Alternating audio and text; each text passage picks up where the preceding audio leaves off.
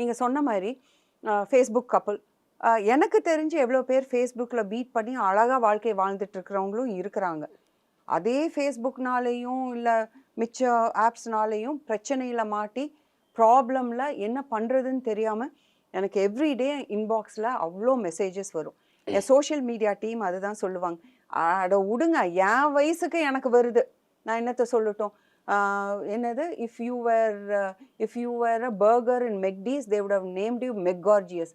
அடங்கப்பா எப்படா ரூம் போட்டு யோசிக்கிறீங்க, you just think, you understand. எனக்கு வரும் இவங்கெல்லாம் படிச்சுட்டு, ஏன்னா I am not a tech savvy, எனக்கு சோஷியல் மீடியா யூஸ் பண்ண தெரியாது, கண் பிரச்சனைனால, கண் பார்வை. நான் ப்ரெக்னெண்ட்டாக இருந்தப்போ போனதுலேருந்து I have an issue. So எல்லாம் பெரிய பெரிய கொட்டை, so gives me headache. So என்னோட செக்ரட்டரி என் சோஷியல் மீடியா டீம் தான் படிச்சுட்டு சொல்லி they make fun of it. முக்கால்வாசி அதுதான் நடக்கும். சோஷியல் மீடியா ரெஸ்பான்சிபிளாக இருங்க. கூட இருக்கிறவங்கள நெக்லெக்ட் பண்ணிட்டு ஊர் உலகம் தெரியாதவங்க, அவங்க வாழ்க்கை என்ன, வாழ்க்கை முறை என்ன, அவங்க என்ன பண்ணுறாங்க, அவங்க அவங்க கிளைம் பண்ணுற மாதிரி அவங்க அந்த எல்லாம் படிச்சிருக்காங்களா, இல்லை அந்த பேக்ரவுண்ட் இருக்குதா, இதெல்லாம் நம்மளுக்கு தெரியவே தெரியாது. ஜாரா போகிறது ஆர் கோன் டு லூயி விட்டோம், சும்மா ஒரு பேக் எடுத்துகிட்டு நான் நின்று போஸ்ட் பண்ணிவிட்டு, so I want project that I'm that rich that I can afford a Louis விட்டான் பேக்.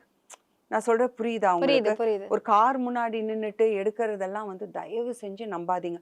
அது ஆணாக இருந்தாலும் சரி, பெண்ணாக இருந்தாலும் சரி. எனக்கு தெரியும் ஆண்கள் வந்து இந்த மாதிரி சோஷியல் மீடியா மூலியமா பெண்கள்னால ஏமாத்தப்பட்டவங்க எவ்வளவோ பேர் இருக்காங்க.